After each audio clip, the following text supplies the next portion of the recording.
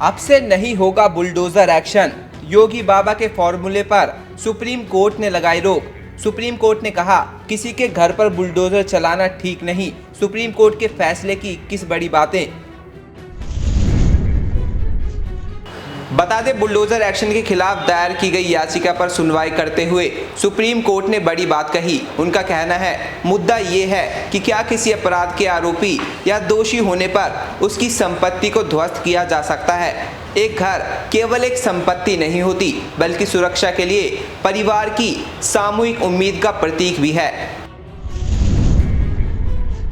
Bulldozer action पर supreme court ने सख्त आदेश दे दिए हैं। कोर्ट ने कहा कि आरोपी या दोषी का घर गिराया नहीं जा सकता है।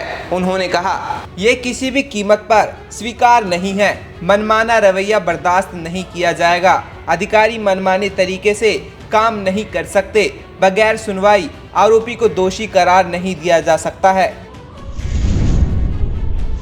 जस्टिस गवई ने फैसला सुनाते हुए कहा, अपना घर पाने की चाहत हर दिल में होती है। हिंदी के मशहूर कवि प्रदीप ने इसे इस तरह से वर्णित किया है, घर सुरक्षा परिवार की सामूहिक उम्मीद है। क्या कार्यपालिका को किसी आरोपी व्यक्ति के परिवार की सुरक्षा छीनने की अनुमति दी जा सकती है? ये हमारे सामने एक बड़ा सवाल है। सुप्रीम कोर्ट ने कहा कि मामले का दायरा सीमित है। मुद्दा ये है कि क्या किसी अपराध के आरोपी या दोषी होने पर किसी की संपत्ति को ध्वस्त नहीं किया जा सकता। एक घर केवल एक संपत्ति नहीं है, बल्कि सुरक्षा के लिए परिवार की सामूहिक उम्मीद का प्रतीक भी है। आइए जानते हैं क्या हो सकता है और क्या नहीं। पहला, सिर्फ इसलिए घर नहीं गिराया जा सकता क्योंकि कोई व्यक्ति आरोपी है। दूसरा, राज्य आरोपी या दोषी के खिलाफ मनमानी कार्रवाई नहीं कर सकता। तीसरा, बुलडोजर एक्शन सामूहिक दंड देने जैसा है, जिसकी संविधान में अनुमति नहीं है। चौथा, निष्पक्ष सुनवाई के बिना किसी को दोषी नहीं ठहराया जा सकता।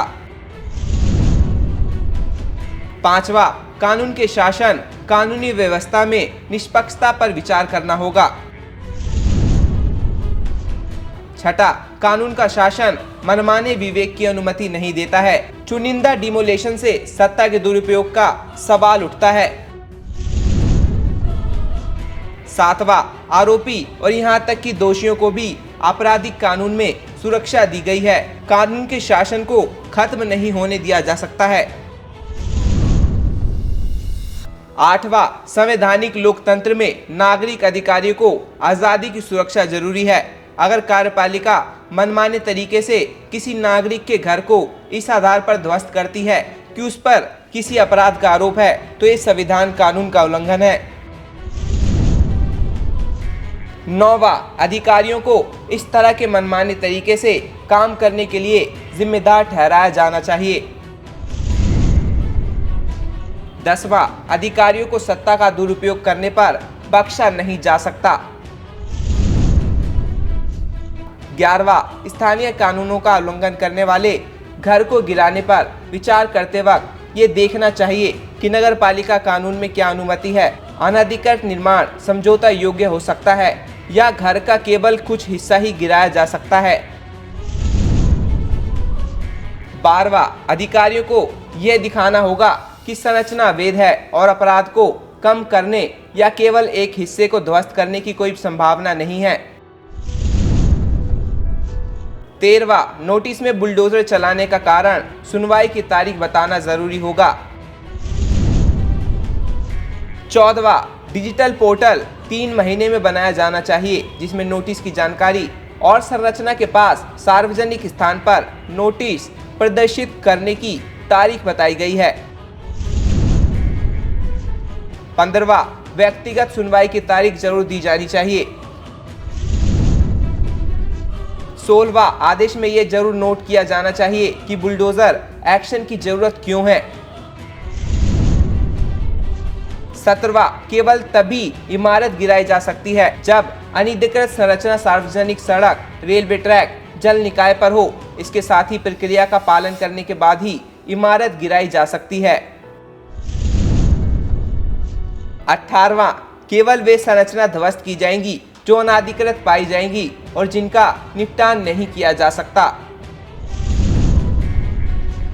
19वां, अगर अवैध तरीके से इमारत गिराई गई है तो अधिकारियों पर अवमानना की कार्रवाई की जाएगी और उन्हें हर्जाना भी देना होगा।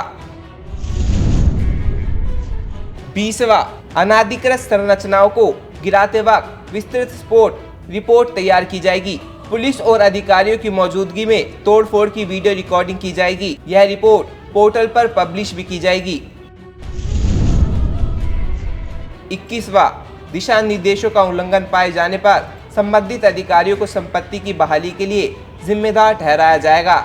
News desk, action India live.